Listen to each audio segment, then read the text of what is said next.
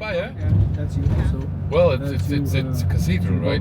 Right. Yeah. And then we picture It's a like another cathedral, half it's a hour, cathedral, so it's a we go cathedral. Yep. And you can also have a look And then you to the just walk former around the road and you walk back city to the fortification, right? Yes. The city tower is over there, also quite nice. And that's all on the main street, what we call Maximilianstraße. Maximilian? Maximilian, which is the former Duke of Bavaria. Okay.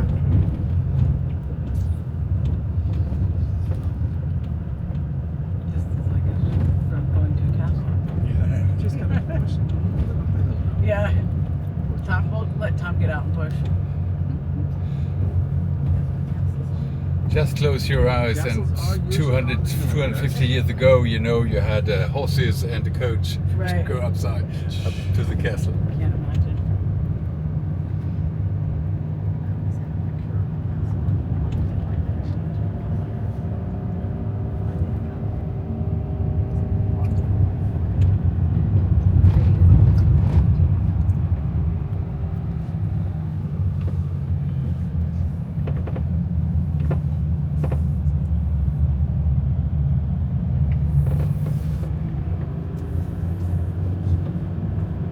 So I can leave this little bag in this van, right? Yep. Yeah. But no one else will be in the car later without But me. it's gonna be another 2-3 hours until we see you. Oh, except me. Okay. Yeah.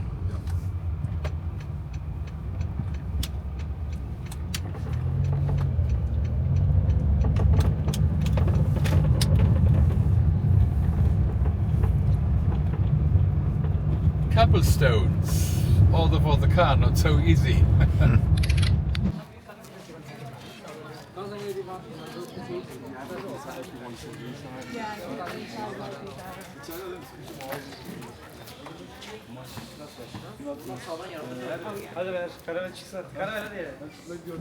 Yeah, these are these big back chairs.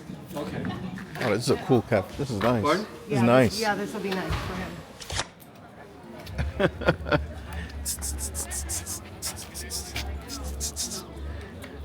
His name? He's not so polite.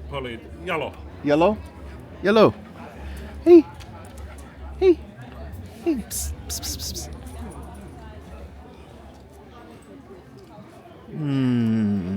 Nice. Well, sees the other dog. Cute. We think to Defending this castle, but 1530 lightning struck, kaboom. Lightning was always a problem in these castles, Yeah. and it usually always hits the gunpowder chambers. You know?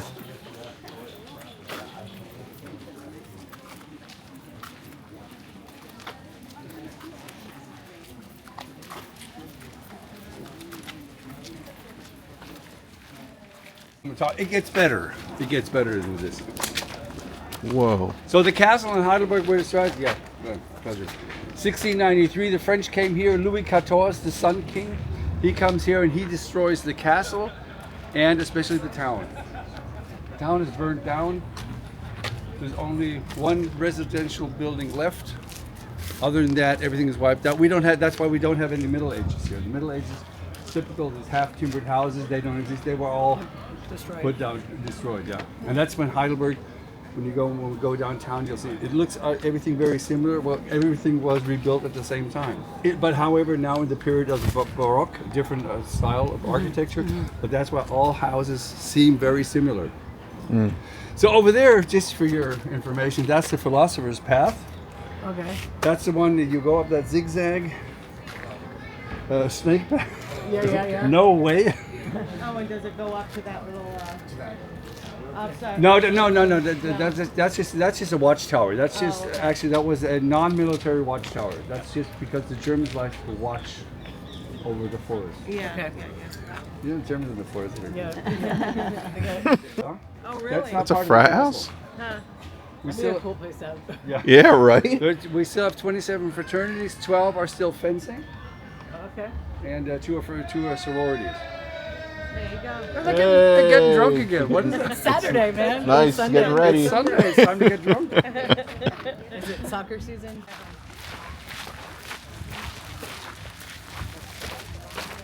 Whoa. And it's funny because we were just in Newport and he walked all through our court, no problem. Right? And we were up to really Maybe, well, have you that pizza? I think we do that.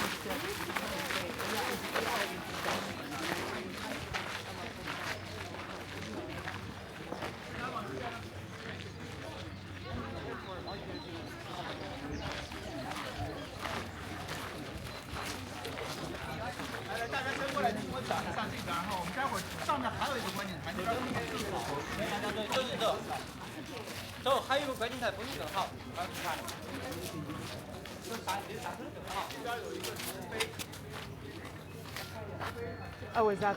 No, this is not. This is Heidelberg, so this isn't where they. That's a beautiful cathedral. I know. That's beautiful. Yeah, that's the church of the Heilige Geist Church. That's a Protestant church. I'd like to go inside that with you. Okay, that would be nice. That would be nice because you're all Protestants anyhow. So we don't do the Catholics today. Then. Okay, well, we're Catholic. It's okay. It's okay. We'll do both. Oh, I get it. I get it. If you pick one or the other, we're happy. Yeah, and that's the old bridge. I'd like to also go to the old bridge, of course. This Okay. is very nice. Okay. So basically, we just walk around here and just see how Wow.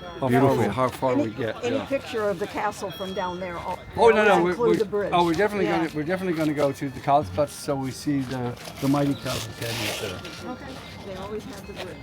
So in town there's also in town from the university we have the humanities. You have philosophy, law, economics, and I say the good old stuff. That's on the other side. that's where the geology faculty is. Oh, see? Oh, wow. And the medical faculty over there where all those white houses are over there. That's the good old stuff. By the way, that's not a church there. That's if you have a towaway company and you're the owner of the towaway company. That's a housing. The group. towaway company? That's a towaway company. Yeah, he owns that. He's making good money. He's making sure. So it's- Yeah. Oh yeah.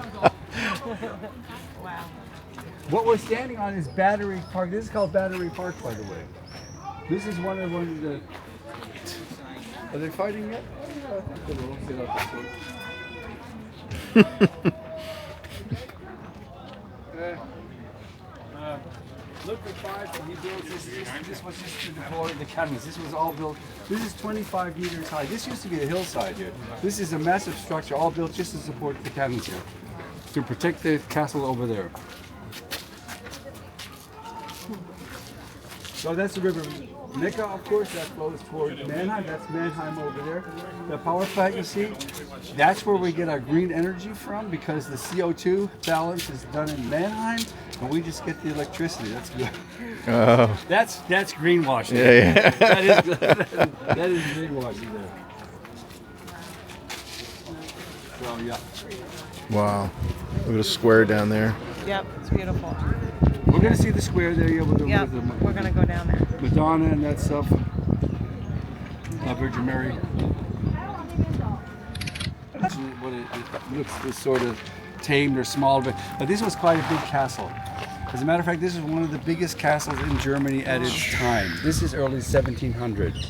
There were only like 4,000 people living in Heidelberg. It was a small place.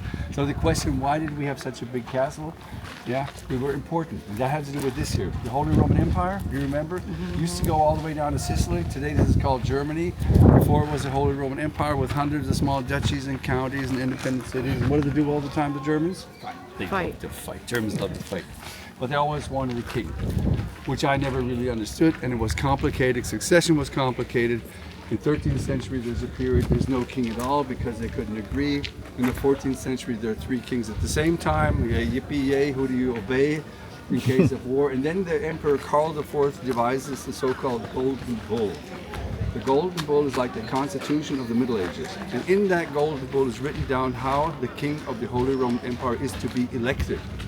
He is to be elected by the 7 elector princes. The elector princes, they had all the power in the Holy Roman Empire. They elected the king. 3 of them were from the church, Mainz, Trier, and Cologne. Those are the big religious cities in Germany. And 4 were worldly or secular princes, and one of those worldly princes was from Heidelberg, and he was actually the highest ranking of all the other princes. He was a so-called vicariat, so that in case that the king was on a long vacation, poisoned or naturally dead, I love to say, he acted as king until the next king was democratically elected. And this status of Elector Prince, that was hereditary. And here's the family of the Wittelsbacher. They ruled here for 500 years and had 21 Elector Princes. That's why we had such a big castle, because Heidelberg, despite it being a small city, was very important because of, we call it vitamin C, vitamin connection, whatever, religious relatives, whatever. It played a big part in the Holy Roman Empire. The Holy Roman Empire, you might remember, existed almost 1,000 years. It really wasn't a state, it was just a conglomerate of, counties, duchies, and whatever. That was my intro. Okay. Young gentleman on the left is called Ludwig V, or Ludwig the Peaceful, or some call him Bob the Builder. Bob the Builder. He's the one early 16th century. He inherits a small fort, and he actually does most of the building here in the castle. He starts to build this mighty castle. He spends 40 years of his life. He doesn't start at Royce, puts all his energy into building the castle. This battery park here, all the big towers, all the big buildings, the bridge tower over there. This is all Ludwig V, Bob the Builder. The young gentleman on the right comes there 70 years later. Total opposite. Reminds me a lot of the Kennedys. Everything starts with glamour, has a big family, ends in tragic and in chaos. At the tender age of 17, he marries Elizabeth Stuart, daughter of James I of England. They celebrate their wedding 2.5 months in London, another month in Holland, another month here in Germany. They have a nice time. A year later, he's 18, he's in power, he's of age, and he's a Prince Elector here. But he's not that interested in the everyday daily business. He lets his cousin, Christian von Anhalt, do that work. So he's more on more like a pleasure trip. And at the age of 23, we're now in the year of 1619, that might ring a bell in one of your heads. He gets a job offer from Bohemia in Prague. They're looking for a king, but they want a Protestant king, of course. And all his advisors tell him, don't go there, that's a bee's hive, you're going to get yourself in trouble. And then Elizabeth supposedly says to him she would rather eat sauerkraut with a king than a veal roast with a prince. So said the Bordeaux. He accepts, they go to Prague, and he gets enthroned, he's king. And I don't know if you remember, but 1618, that started that 30 Years' War down there. They threw the two Catholics out of the windows, the defenestration or so. He pops in there, 1619, I'm the new king, I'm Protestant. And then Ferdinand II, the Habsburg emperor, tells him to renounce, to leave Bohemia, to give back the crown. He doesn't. It comes as it must come. There's a battle, the battle on the Weissenberg. This was the first major battle in the 30 Years' War. 50,000 troops were involved. It's over in a day. 8,000 are dead, 42,000 are unemployed. They're mercenaries. Most of them are mercenaries.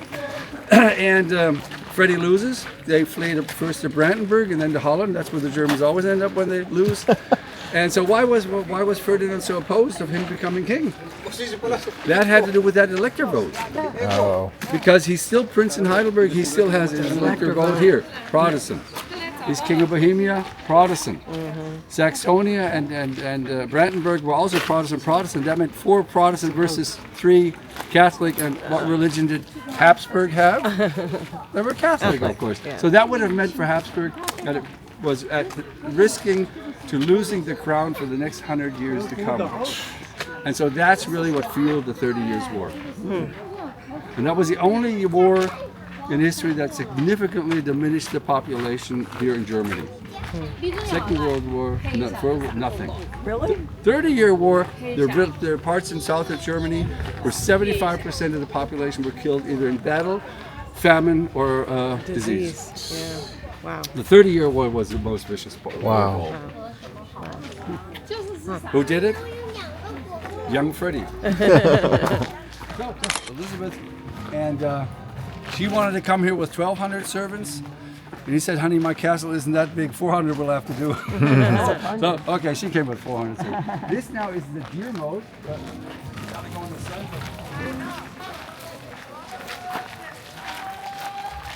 This is the deer mode. You can imagine this is 25 meters, and for all you regulars, this is all 80 feet deep. And this is all just good for the cannons. So this is the women's building, the library building. This over there, that was the tennis court. Yes. Wow. And the round building over there is called Seldom Empty. Seldom empty. Oh, is it blue? Which building is seldom empty? The bathroom. What? The bathroom? The bathroom. Wow. I would say the dining room. I don't know. Family room. The jail. Oh, the jail. Okay. Seldom empty. Seldom empty. The jail.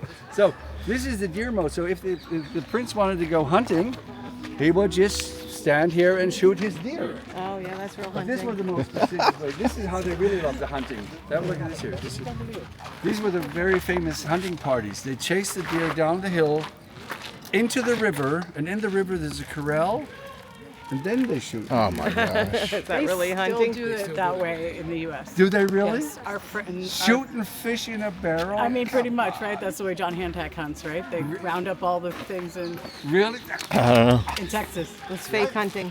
I thought only the Germans could do that. I mean, a lot of people. Shoot the deer and then they walk away and then they Somebody, serve it to them ta- dinner. yeah, somebody takes it, cleans it. Hey, wait, guys.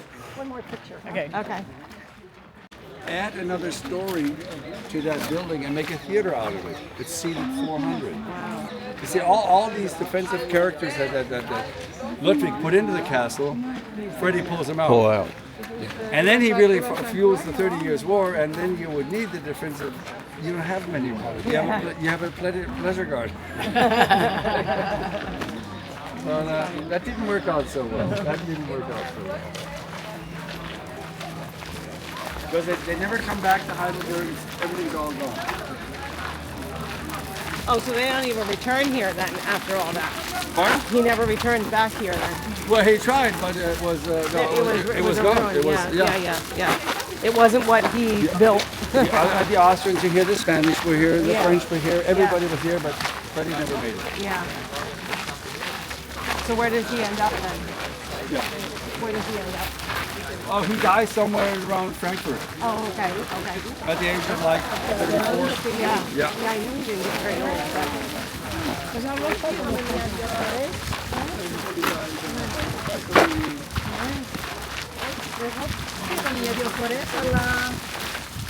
Birthday, take it from Freddie here.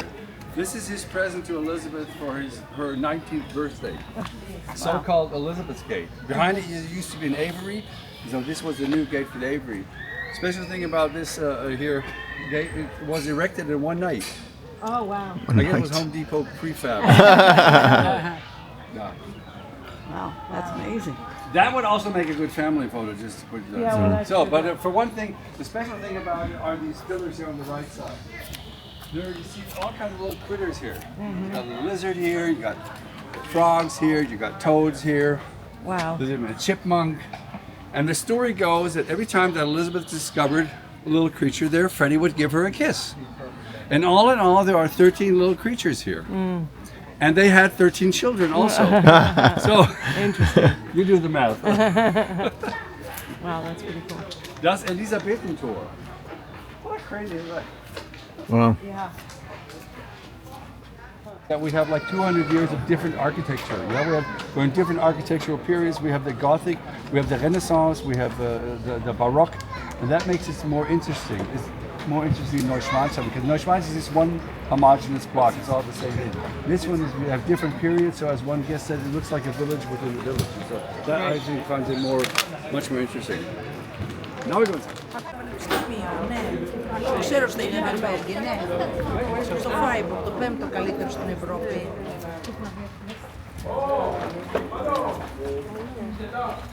Τι έγινε τώρα αυτή τώρα όλη. Αλλού. Yeah, this is also part of the moat. This is also part of the moat there, but no gators in that moat.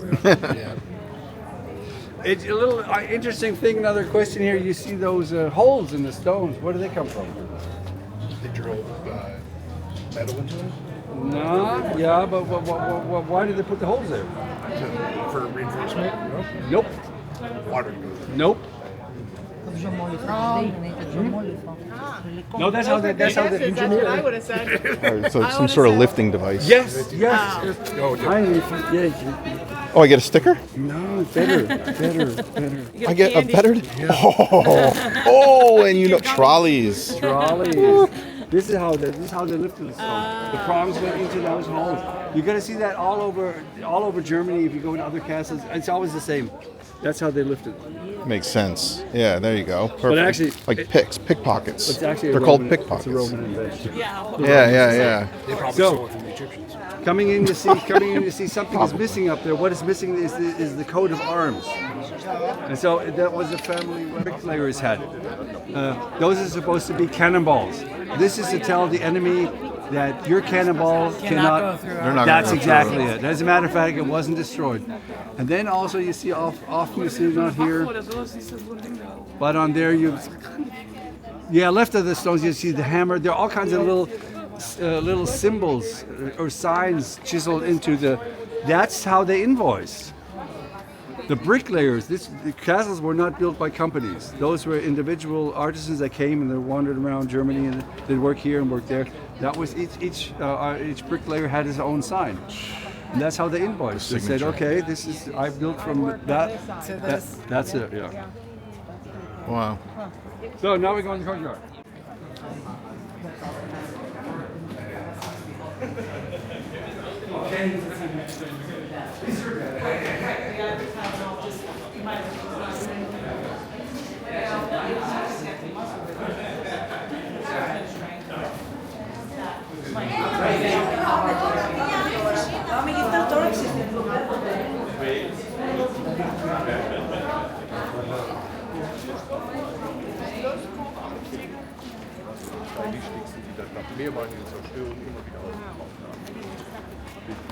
No, never expect. Nobody expects that. To be like a palace inside. In the inside, it was a palace.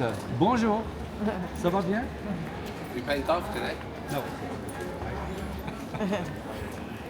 When he asked if you were playing golf today? Playing golf today. So, Clearly I'm not. No. I'm kidding. coming into the palace, here on the left side is called Rupert's building, Rupert number 3. This is the oldest building here in the castle. This was built around 1400. Because Rupert III becomes king of the Holy Roman Empire, and now he starts building bigger buildings here. He doesn't live here, he prefers to live downtown in the monastery, however. That's more comfortable. Probably they brew better beer there. So on average, like 400 or 500 people live here in the castle. This is the soldiers' buildings. Have an average like 40, 50 people, soldiers were there. And it wasn't so that not every prince that came here built something. You know? Some were just lazy, didn't do anything. They just enjoyed and drank wine or whatever. And some did heavy building. That's why all buildings are named after the builder. This is like the Ruprechtbau, that's the Friedrichbau, that's the Friedrichsweibau, and Heinrichbau. They all have the names of the builders. So were the what you would consider to be more ornate palace stuff really built during non-war time? Because Yeah, this was sure. more built for war purposes originally, correct? Yeah. Yeah, protect it was first built for the But war, but then when they got comfortable, then they started making it more. exactly, More innate. especially with the Renaissance. Right. That comes after the Gothic. That's when they really this start. This Come on, is let's too ugly for them. They yeah, wanna make it pretty. let's splurge. Let's enjoy. Let's just yeah, come on. yeah. And then the Baroque even more so. Yeah. Right. Yeah. They had to make. That would probably be the best. So from here we have to go inside now. From here, we're going to go into we're going to see the big barrel. Okay. Okay. He's seen it. He's probably had drank it already. Yeah. Oh, your nose is red. I don't know. Or do you want to? Yeah. We can also park you there. Up to you. I mean, we're doing it a little bit on the speedy, so That's fine. we'd be there in 15 or 20 Oh, minutes. okay. Okay. And then come back here again. Yeah, then we Okay. come back. Yeah, All right, yeah. I didn't know Okay, if we do were that way. doing more inside. For the father of Freddie V, that's that young gentleman down there in the right-hand corner. And these are him and his favorite relatives, let's put it that way. Not all of the, like Charles the Hmong up there, Charles the Great was not, they weren't related, but I mean, it doesn't harm. Right. You put it there anyhow. Yeah. Of him, he founds Mannheim, 1603. But of him, we know he had a little bit of a drinking problem because he kept a diary. And one of the entries that he always put into his diary, I'll say it first in German and then in English, was, Wie kam gestern bloß ich ins Nest, bin wohl wieder vollgewest. In English, don't know how I got to bed last night, guess I must have been drunk again. So put that in the diary, you have a drinking problem. Yeah. Yeah. But the most beautiful building here in the castle is actually over here. This is the Heinrich building. This is Heinrich. This is a very beautiful Renaissance building. You see, this is not. It's not really Renaissance, but it's really not Baroque. It's something in between, you know. It's something just. But this is a very intelligent building with all the Dorian and the pillars. And this one really works out.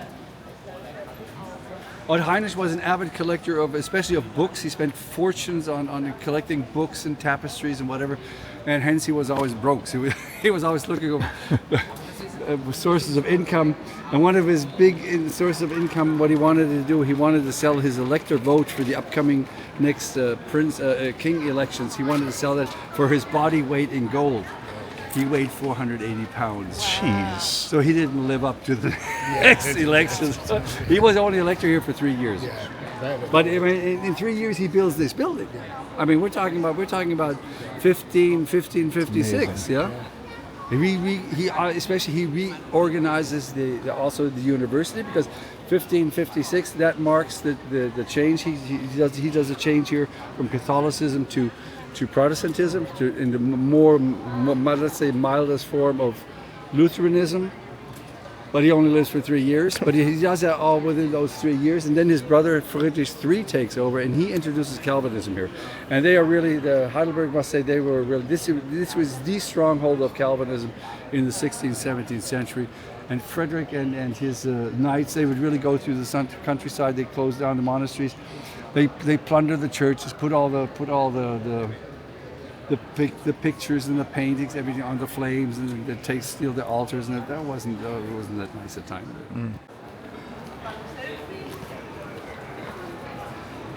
So those used to be silver-plated mirrors, by the way, and the statues used to be colored. Yeah.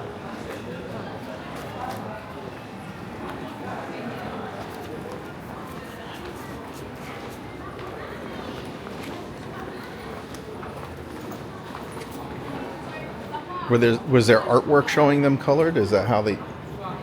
They found Remnants of paint. Remnants of paint, yeah. Just like on the Acropolis. Never would have imagined that was colored. Yeah. This one, that's not the big one.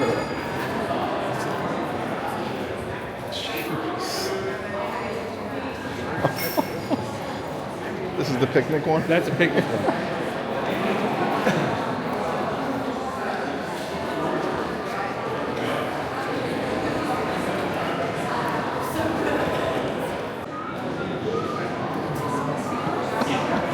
It's like a boat.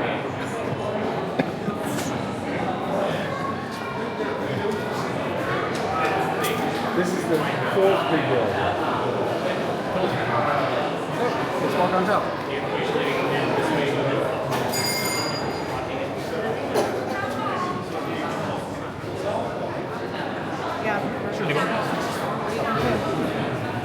Yeah, you just have to push. Just elbow yourself in. Yeah, push in.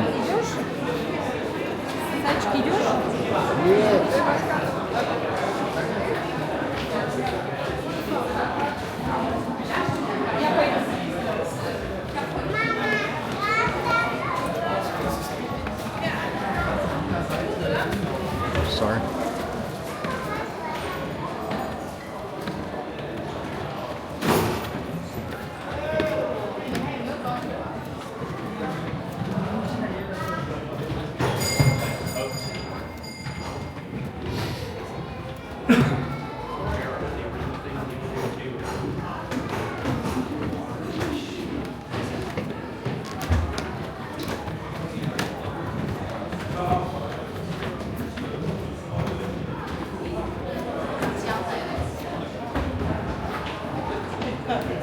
That's nuts.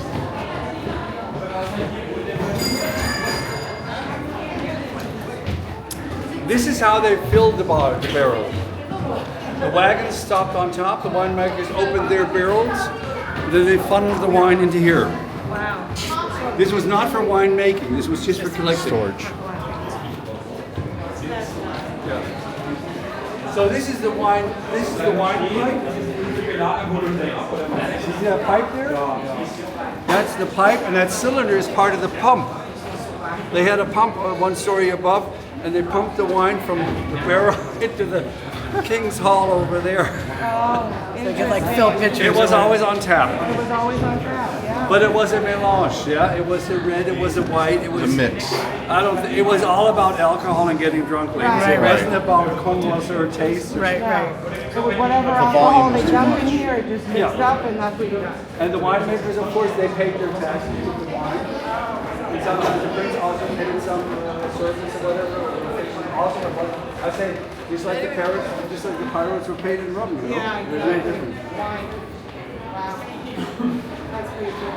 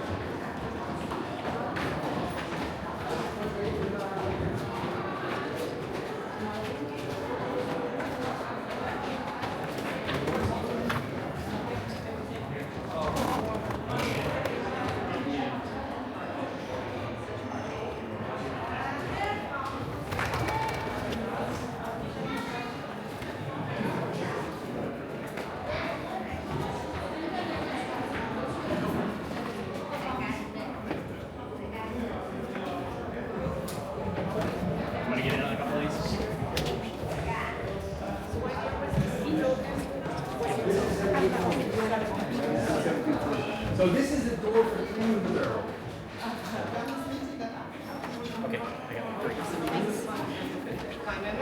This was the door for cleaning the barrel. This was a job of little boys. They were the ones that fit in there. So they crawled in, they scrubbed the walls, and they always had a rope tied to the ankle, so in case they become unconscious because of the alcoholic fumes, they could pull them out again. Okay. So this small gentleman over there is called Pacchio. He used to be a button maker, and the prince meets him in the north of Italy. And he's impressed because he could take more wine than the prince can. It is said of Pacchio that he drank 35 bottles of wine a day. That impresses the prince, and the prince says, why don't you come to Heidelberg to my court, you become my jester, and you become guardsman of my wine cellar, because I mean, you're a good drinker. You like? And he says, yeah, okay, he'll come here. And in short, he gets the name of Pacchio. Yeah, because every time that he's asked if he would like to have another glass of wine or so, he would answer in Italian, Pacchio. But to the folks here, that sounds like Pacchio. That's why he gets the name Pacchio. He dies because we don't know if it was by mistake, if some mistake, or doctor's order. He's supposed to have a glass of water. And he dies the next day, he's dead. Oh. And if ever you caught him sleeping on the job, all you had to do was yank on this here.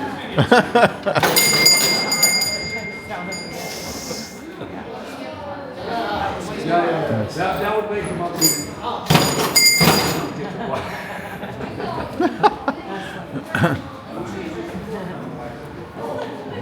Interesting.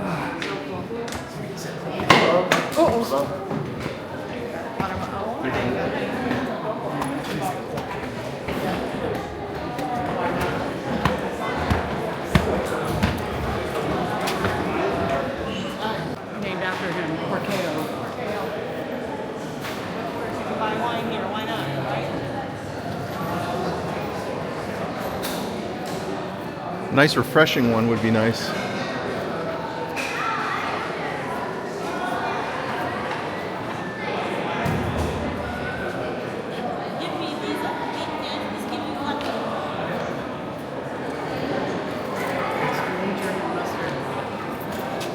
you gotta get a pretzel. Yeah. Who knows how good they are.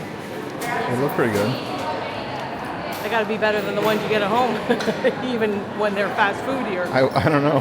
Tasting here, but don't do it with Hungarians. Why is that?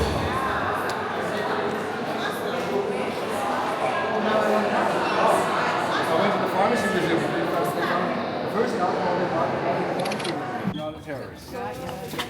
And nobody knows it. How do? And I'll show you where Stevie Graf used to live. You know Stevie. I know. You're who you That's her house over there. The big yellow house. Okay. With a slated roof. That's where she and Andre used to live. Andre's from where I'm from. Yeah, but then they moved back, and then the Heidelberg people were getting too obnoxious with give me a second. Also, nobody cares in Vegas. We live there. Vegas is such a nightmare. It's not.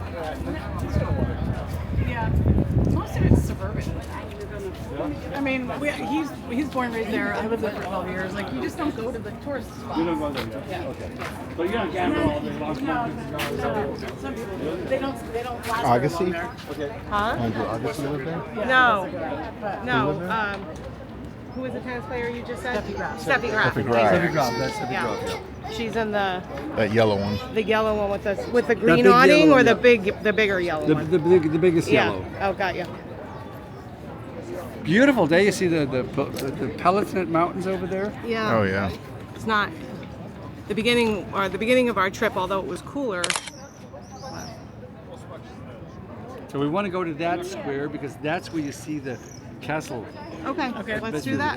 Barrel building, by the way. That's the building we were in. Oh yeah. That one was built just to there. Was it cooler downstairs just because we were in, like around it, things were thrown around us, or was there AC downstairs? No, there's no AC. So that was Now the thing is, why big barrels? Yeah, I said that also to the American couple here 2 weeks ago. Why big barrels? I said, well, just to show off, I have the biggest barrel in the world, and I can do it. Right. And then I added, why do people put cars up in space? Just they can do it. Guess they can do it. The one guy says, yeah, I know, I was there. I said, what do you mean you were there? He said he was on that project. Oh. He says in the car, there's a plaque in that car with all the names of those who participated in this project And he's of on getting there? that car up there, and he was on it. Oh, that's cool. And Wow. the reason that he put the car there was this was the first Falcon Heavy ever launched, and usually you put cement in it to simulate the payload. Now you don't put in an expensive satellite for your first test shot, right. and that's when Elon said, "Oh, why don't we put my car in there? That's a good PR. That's better than putting cement in there." Isn't that crazy? Isn't that crazy? I'm telling that story to a guy here who was on that project. I mean, Yeah, That's nuts. that's how you know the people small you meet world. when you're doing It's stuff very like this. great people. Yeah. Yeah. What time do you read? Oh. All right. So 1, 2, 3. 6. 9. Hold on. Well, I see 2, 3. Oh, 1, 2, No, it's 3. the long shadow. Yeah. Is the time. Right. So it's between 11, Yeah. No, 10. it's at 10. Then comes 11. 10:30. No, it's more than 11ish. Oh, The close. line is past the 11. So it's like 11. Oh, 10, 11, 11:20. Yeah. Okay, 11:20. Okay. All right. No, daylight saving. They didn't have Oh, daylight savings. Duh. So that's Okay. that's 11:20. That puts us at 12:20. Oh, okay. But we All still right. got like 40 minutes. 40 minutes missing. What happened to those 40 minutes? The solution to the riddle is there was not a one unique time zone in Germany until 1890. Back in those days, every city had its own time. Actually, that time was real time because it was high noon here, Right, high noon here. right. Okay, but not until the invention of the railroad did you need a unique time because if you didn't have a unique time, sometimes you arrived before you left. Right. Hard, difficult to make schedules. That's Yes. why. So every degree of longitude is 4 minutes difference. Oh, okay. Wow. So Got if you go back 10 degrees of longitude, then you're somewhere in Poland. That's where CET is made. That's where we get the 40 minutes. Got That's ya. show off and all Yeah. that. Oh, there you go. It's There you impressive. go. Right. I did know about the railroad thing. That's when.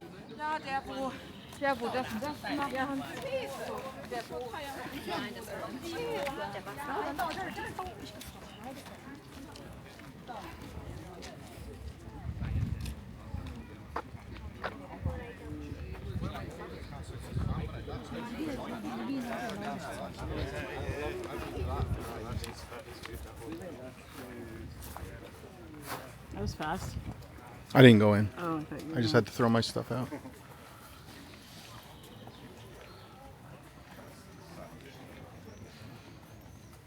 Standing there now for 400 years. And since Goethe, who knows Goethe? You've heard Goethe before? He drew a picture of it standing over there on the bridge. That's what makes it famous.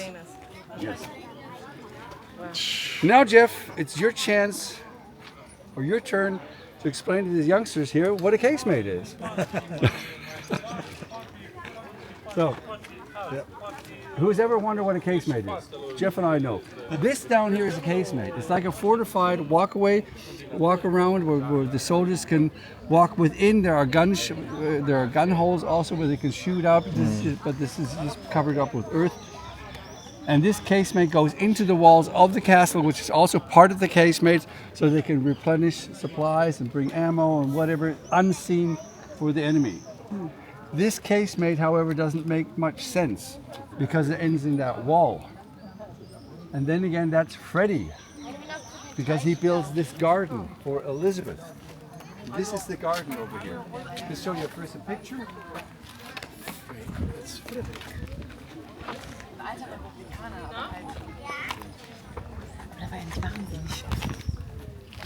He builds this early 1700s. This is a Hortus Palatinus, the garden of the Palatine. This was by many considered as the 8th world wonder. This was before Versailles. This was a beautiful garden with garden maze. Goes all the way over yonder where you see that lantern over there. Because she wanted an English garden. English gardens are flat, they're horizontal. We don't have horizontal features here. So we have to make, so Freddie has to make all this terrace, this is all artificial here. Just so she can have her nice walking around and they're flat. And they had all kinds, there were water mazes and fountains and figures. And they had one figure was a bird, that every time when the prince came, the bird would bow for the prince. Like this crazy stuff like that. This here is the Pall Mall terrace. That's not where the nobility smoked Pall Mall, but that's where they played Pall Mall, because Pall Mall was a game similar to croquet. This with bigger balls and bigger mallets, and that's how they played Pall Mall. Noblesse oblige, had a nice time here. That's crazy. Wow. That's absolutely crazy. So of course, comes the 30 Years' War. Hey, it's great for the French what other troops are here, shoot into the castle. Before they were down there in the ditch. Right. Gain access. Yeah. Wow. Oh yeah. Okay, now we're gonna go to the cable car. Deposit you.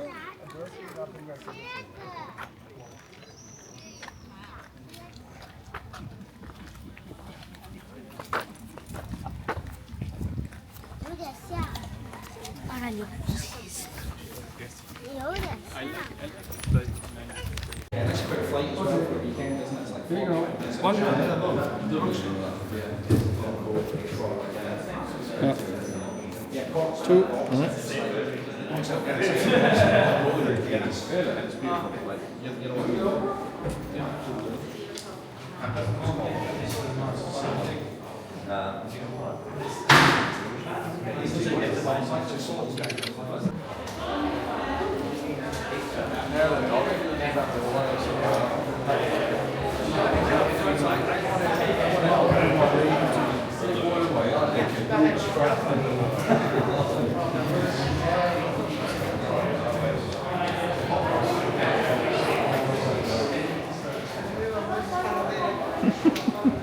Want to be in the front?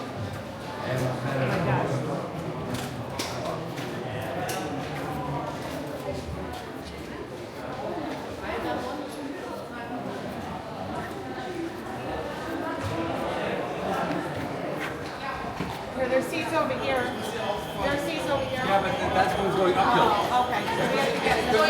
aufstehen würde, nein, das ist it.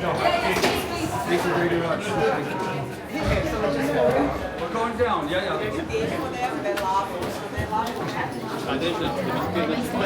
Just keep going and getting one. Just keep going and getting one. With Tom and Emily. We're getting here now. Get in here, Marge.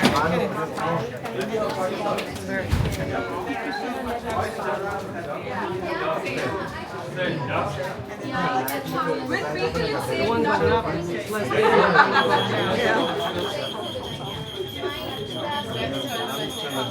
Famous. That's the sound that's just sort of with the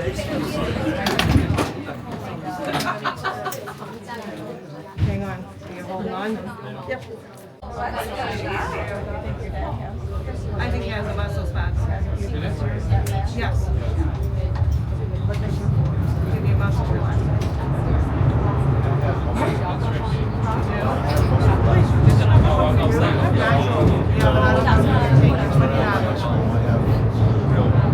So maybe she can see it.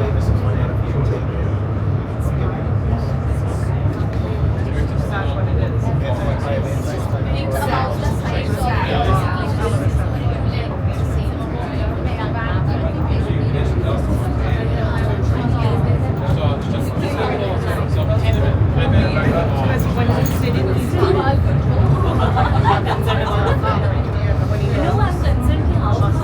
Nächster Halt, Station Kornmarkt Altstadt, Endstation. Next stop, Kornmarkt Station, Old Town, final stop.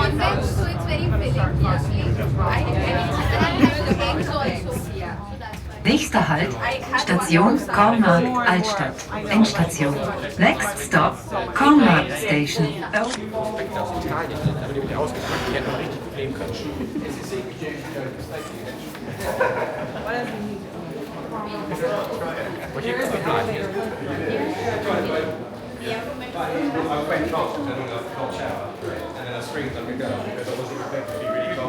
Like the water here, it goes down like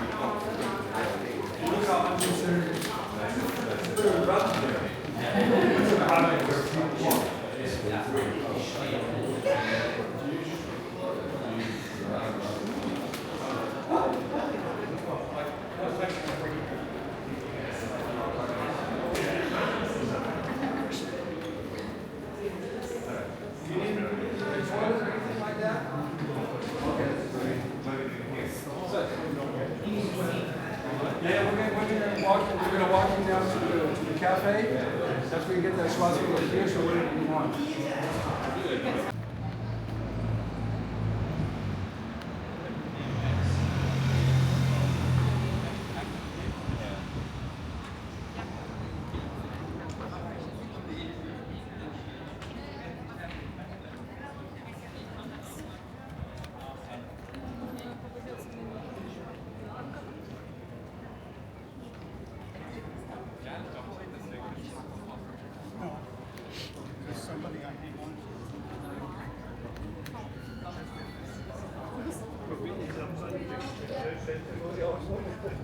So this has a lot of a Romanesque feel.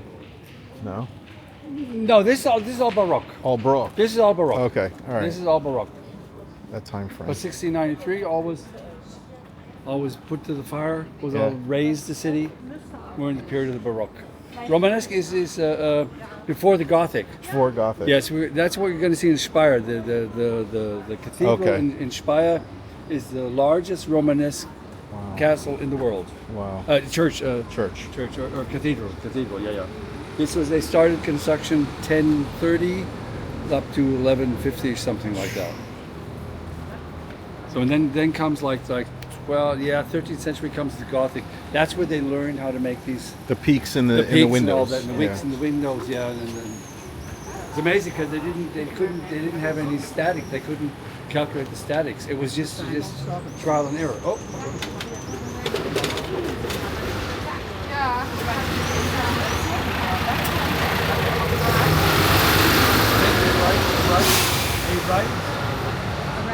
Right, please.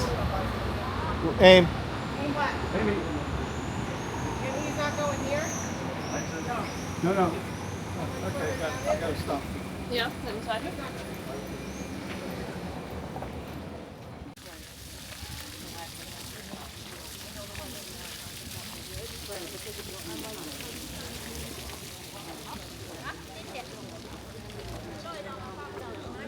So now you can turn around. Oh wow. Oh yeah. Jeez.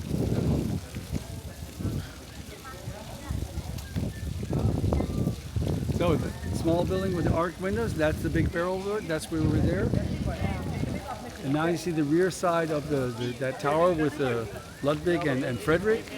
That's the rear side. We're going to see that also. Another spot. It's enormous. It's enormous. Yeah, it was. And imagine Very that- impressive when you would come down the wall. And imagine how it was back in those days. I mean, just buildings in front it of was really big. It's like and it gets really at sunset. It's great. It's glowing red. It's really. It's You could see how the impressiveness of it. oh, look at a as, paraglider. yeah. You know, Yeah, things yeah. are coming down the water. Oh, wow. Oh, that's a good view up there. Oh yeah. Yeah. So Heidelberg that's really how it looks like. They're quite actual. Also the houses. These are not legal houses. That's how houses are. We're here. We're going to go to the bridge and the church, the bridge, and so. Yeah. And what you see here is the layout of the city. When Heidelberg is rebuilt, we're in the period of the Baroque, yeah? Baroque means, very ornamental and so. Okay, now we have the so-called Baroque ears up there. Those are the Heidelberg Baroque ears. Many consider that very ornamental. I say for an Italian, that's a straight line. But what definitely is not Baroque. Those are the streets here. These are the same crooked, narrow, stinky alleys as in the Middle Ages. And that's especially about Heidelberg. It's the only city in Germany where it is so. Is that the grid is Gothic, 600 years and older, and on top are the buildings at 300 years. So actually Baroque means nice and broad and streets, but no, they wanted the alleys. Simple reason is they wanted to keep the cellars. So they built the Baroque houses on On the top, yeah, they use their cellars, right?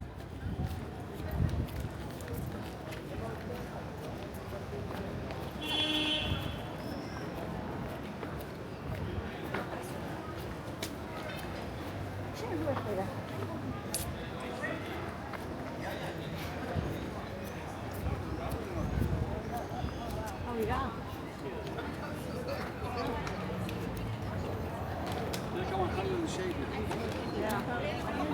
No, they start from the top of the mountain. The top of the hill there. That's what it starts. Wow. So this is a fat tower. We call it fat tower because the wall is quite fat. What's your estimate here? The wall, how thick is it? Oh. 50 feet, 75 feet. No, the wall, not the diameter. The thickness. The thickness of that wall on the right side there.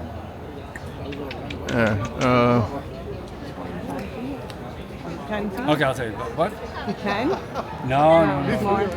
About 23 feet. I was 23 gonna say, feet. Oh, that's what I said first. 25 feet. So, and you see that scaffolding. That's not scaffolding, that's seating, as a matter of fact. This is 3-story high seating. So in that tower, we now have theater plays. Oh. And the play's at the bottom, and you sit up there in 30 feet height, and you see the play. And that's quite. Yeah, that's interesting. So interesting here is this other house, Palais Graimberg. Well, the French destroyed everything. About 100 years later, another Frenchman comes here, Mr. Graimberg, and he instantly falls in love with it. Sort of as a daytime tourist like you, I want to have a look at town, falls in love with town and castle, and spends the rest of his life now protecting the castle from further destruction. And who's destroying the castle now? French are gone. Remember that wall where the stones were missing? Yeah. Yeah, Heidelberg citizens are using that as a quarry. Okay. They're building their house with the stones up there. Boy. And he sees this, Mr. Graimberg, he sees this.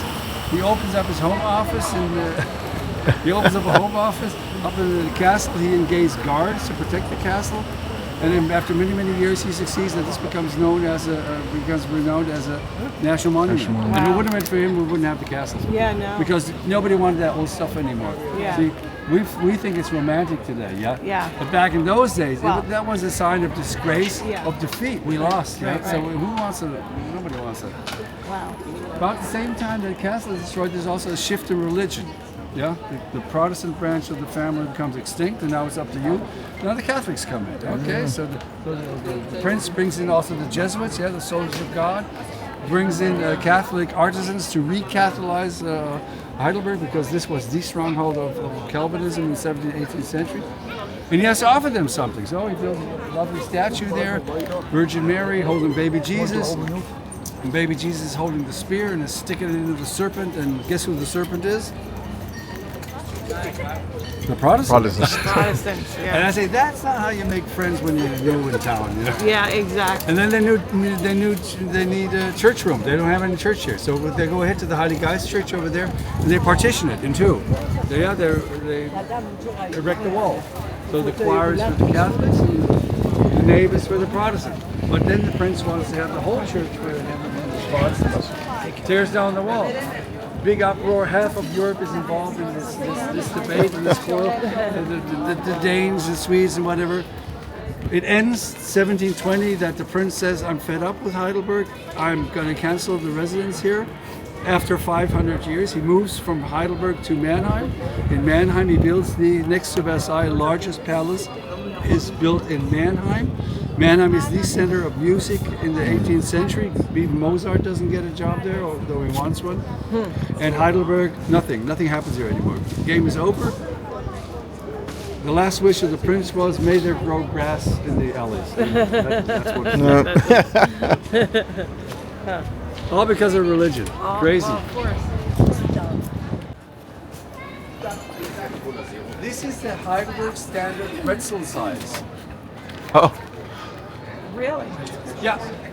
So if you bought a pretzel here in the Middle Ages, and that was smaller than the pig there, Yeah. you could complain to the leader of the market. He would take the baker, put him in a cage, dunk him in the river 3 times, There and you next go. day, guess what?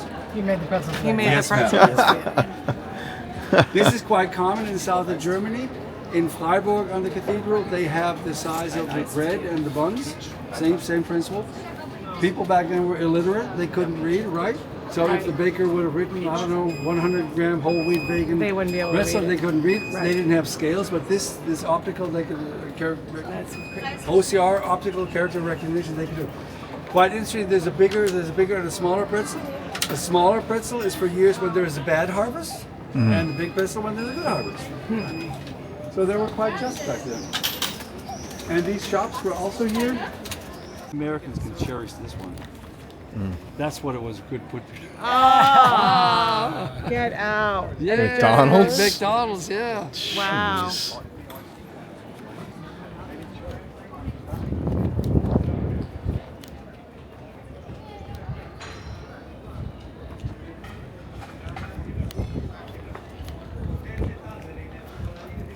Too bad his dad was doing now.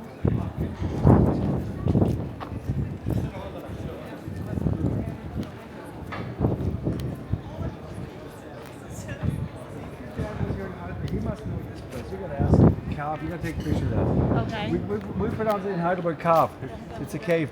Actually, this is like a sort of like a disco with live music. But that's where most of all big jazz figures in the 1900s performed here in Heidelberg. Ella Fitzgerald was here. Satchmo was here. All the big jazz they were here because when they went and visited the troops and performed with the troops here in Heidelberg, because they used to be up to, I think at one point we even had 20,000 U.S. soldiers here. Right. They'd go out at night and have a gig here down in the Kauf, and that's why. So you got to ask your dad if he remembers that.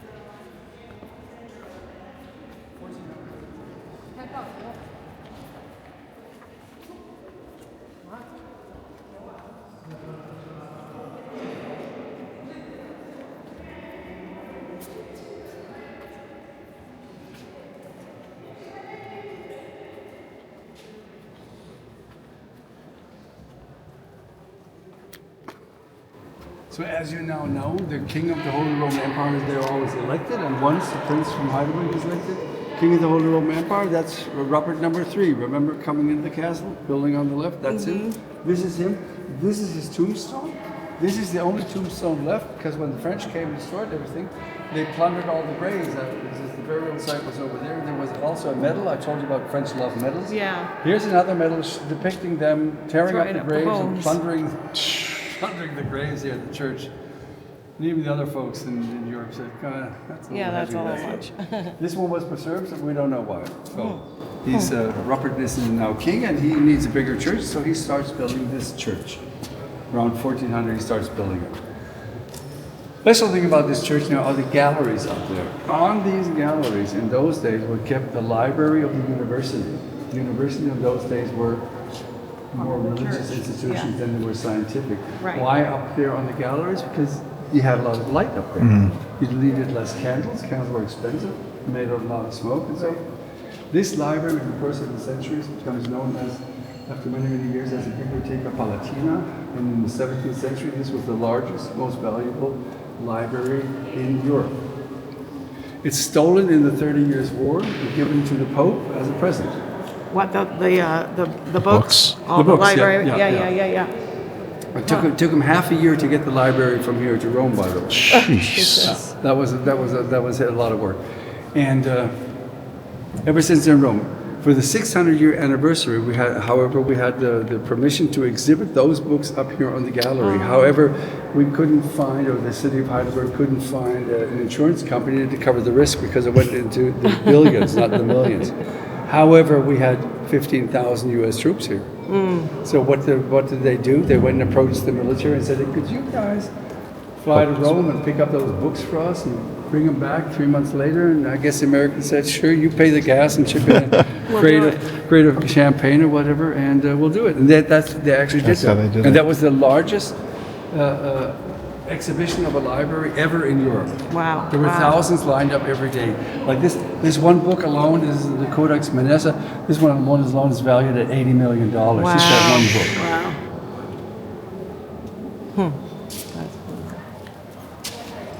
Wow. Yeah, so, and then you see all these different windows here in the church. The reason that we have these different windows are when the Americans were about to take over Heidelberg, they blew up all the bridges. That's what they did in all German cities. That was the Nero command from Hitler to bomb all the... That's what the pressure wave blew up most of the windows here. And that's why we have this strange collection of windows.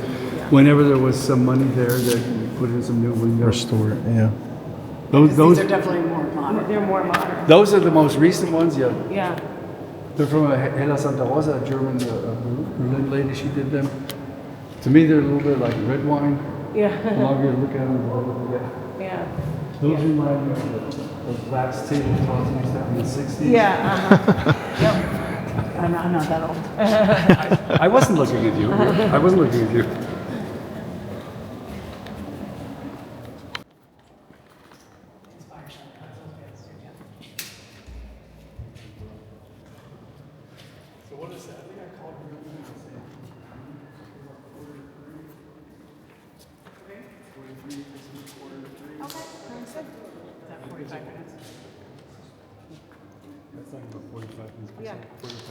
Then we drive to.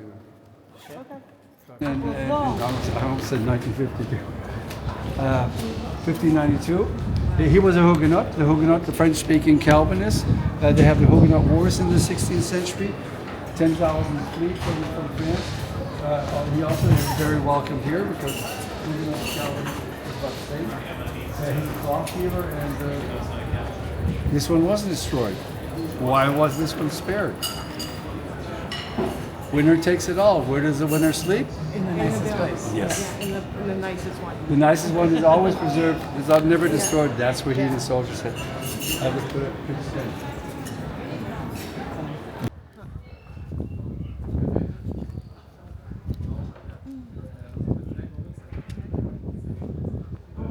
Wow. It was refurbed about 25 years ago, and it's quite a beauty. I'll look inside.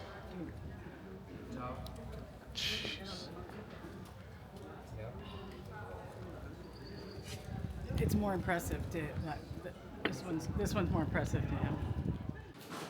I knew you'd like it. Well, of course.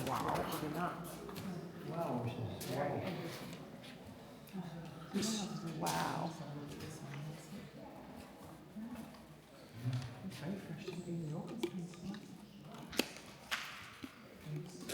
Very different feel and look. Yeah. You stroll down the L aisle and turn around. Don't forget to look at the courtyard.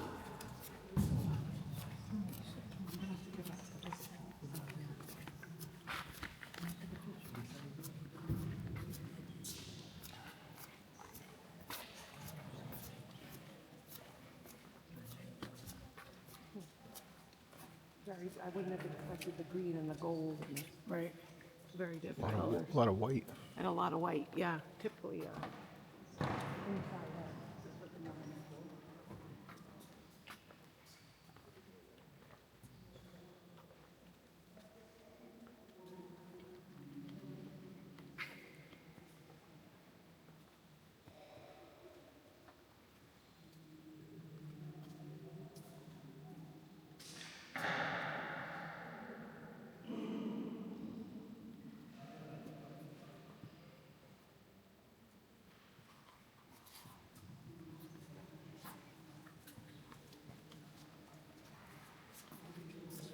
Whoa.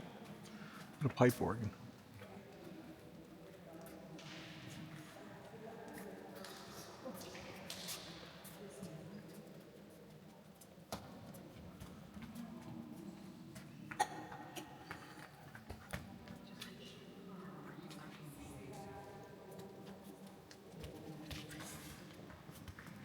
What do you mean?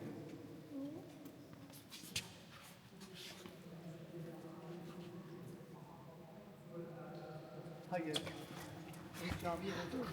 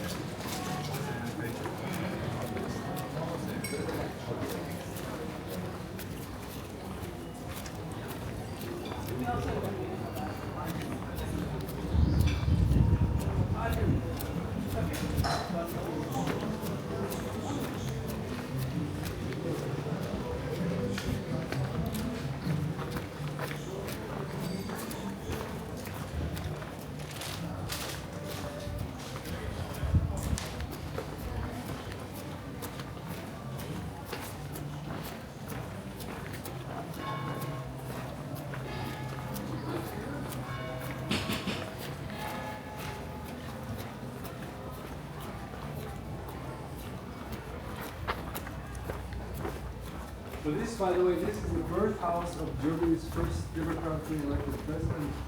Oh, here. It's a museum also today. It's quite impressive because on 450 square feet, he lives there with 6 children. Oh, yeah. Mom and dad and 2 apprentices, and the living room was the tailor shop. We could have a short run inside if you want to see how folks live here. Okay. Yeah. Something important. Over there.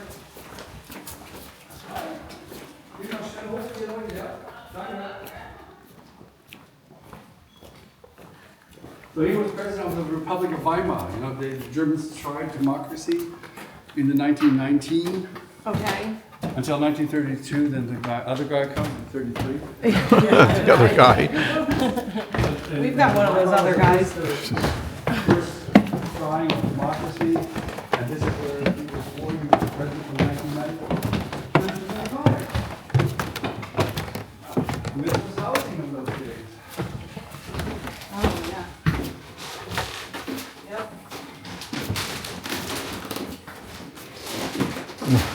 Not far off from the colonial I don't know. America, Yeah. you know, buildings in Boston. And, Yeah. Same thing. 95 kids and 2 rooms. That's it, that's it. And Wow. trundle beds and. So this photo shows like This photo shows a day sleeper. yeah. That's what the folks, they rented their beds for people that didn't have a bed. To sleep in while they were working. That's exactly it, And yeah. they were obviously cleaning laundry as a side job. Yeah. Well, in New York City, you go to the tenement museums, Okay. which are amazing, Yeah. and they depict different nationalities in the tenement buildings. So they have like apartments for a Jewish family, a German family, Italian family, you know, like, and same thing. Same thing, is it? Yeah. Same thing. Well, I mean, It's similar because they all came, you know, we all came from the same spot. Exactly. oh, the one that uses all this either, okay. It's you, okay, your last chance. Oh yeah, they go around. There's a bunch of them right there.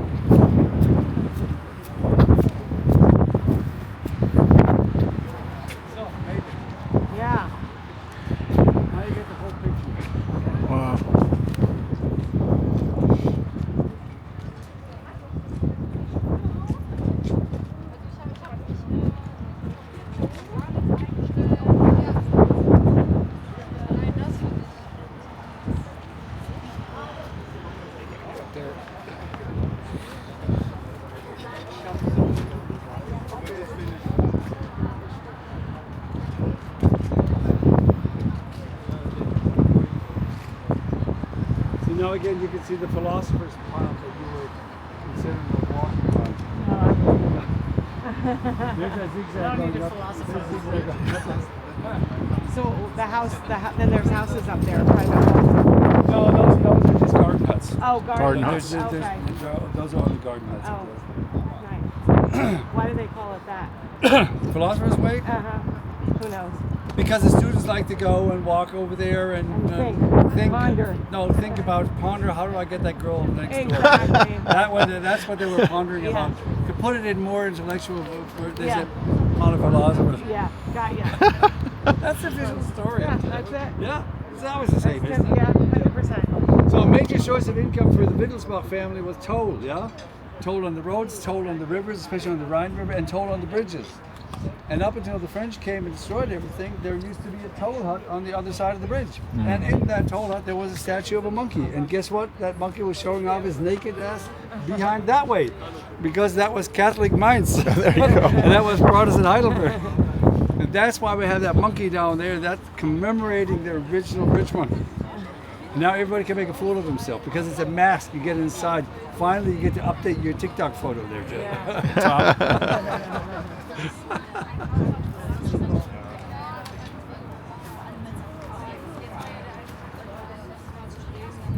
Oh.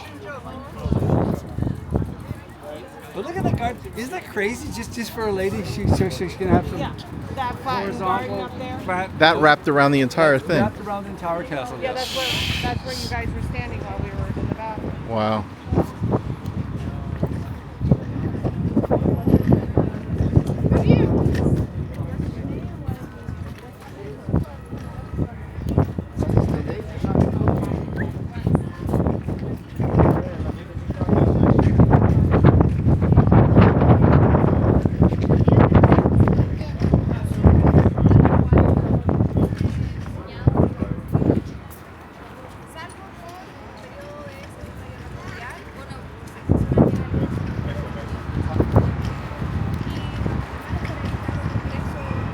much time do we have? Why? Well, I mean, I'm just saying, like, I think he said 2:45, but man, he's gonna be back. It's not almost.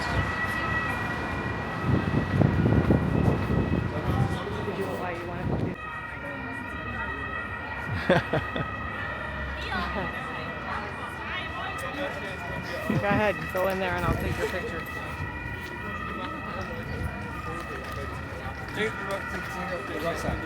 Auf der Brücke. Ja, das sind ja Mäuse. Ah, da, guck. Da. Ich finde, das ist ja eine ganz gute für Mäuse. Also, um Schatz. That's cool. Yeah, put a big smile on a big smile. Yeah. Keine Ahnung. Oh, so cool. Aber wenn du willst, können wir gerne warten. Okay, now the story is, if you gotta rub here, rub that mirror, that means you're gonna come back to Heidelberg. Oh, nice. Rub the fingers. See how shiny that you're gonna get rich. Ah, okay. Oh yeah. Now rub the mice. Now he's gonna get pregnant. Oh, what? I hope not. That'd be an interesting thing. Yeah, the wonder of Heidelberg. Thank you. That's cool.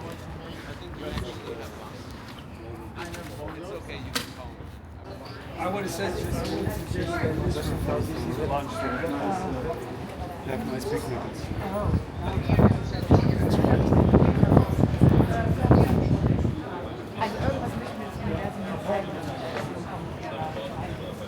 Everybody's eating iced coffee. Their iced coffee has ice cream.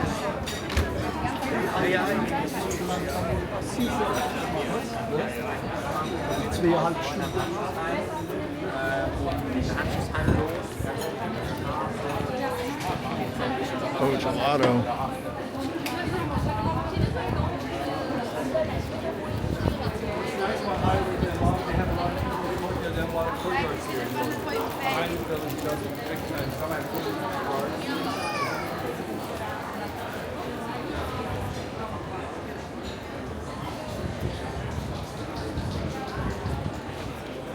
Joe Molise Burgers?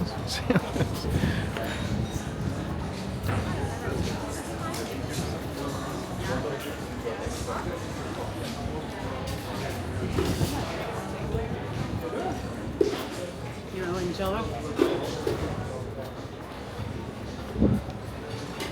What, iced coffee, hun? They're getting. That's a nice thing.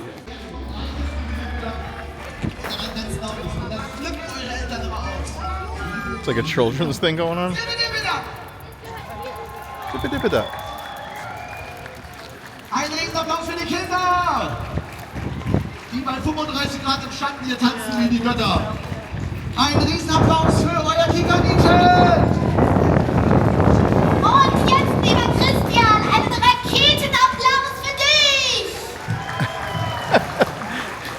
Vielen Dank, hat euch Spaß gemacht. Das war toll! Vergesst nicht trinken, aber rennt nicht weg. Es geht jetzt pausenlos weiter hier auf der Bühne. Wir sehen uns wieder.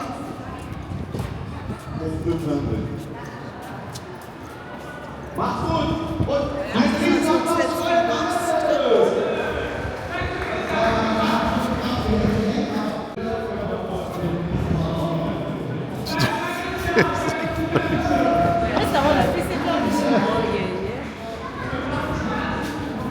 Holy cow.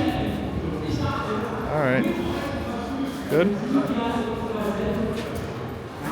Thank you. It was a pleasure with you guys. So much. Thank you so much. Take care. Thank you. I And, appreciate it. Thank you so well, much. thank you.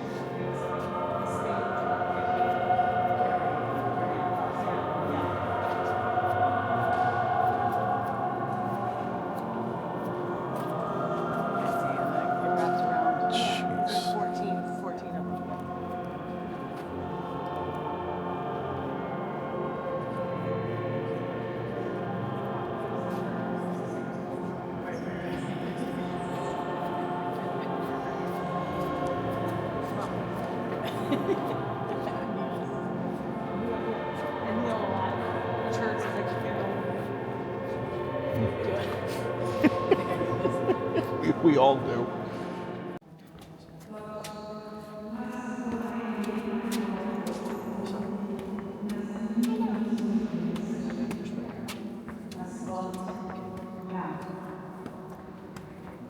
Mit dem du mich gut heißt, mich und deine ganze Schöpfung.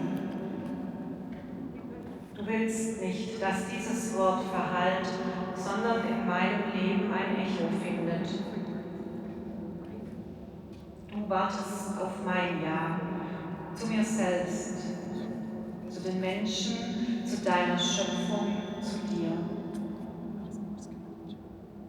Dein Ja fragt nach meinem Ja. Und Gott, ich ahne das Wagnis. Auf dem tiefsten Grund meiner Seele wohnst du mit deinem Schweigen, atmest mit deiner Treue und schwirrst durch deine Kraft. Du, mein Gott, mit deinem Ja.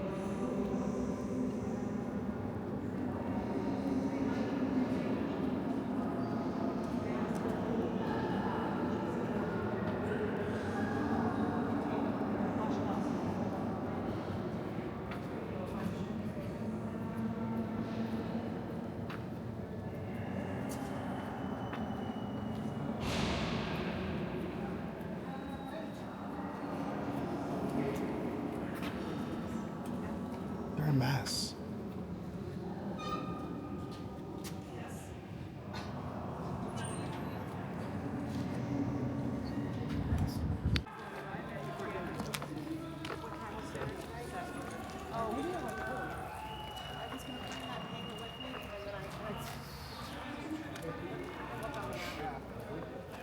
I was going to bring it. I said to Rob, let's bring the daily thing with us so that we have that information.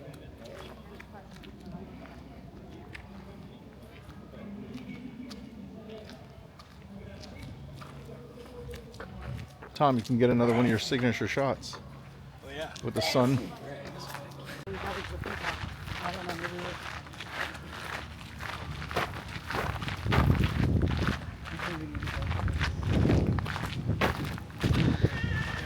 Maybe we should have gone the other way?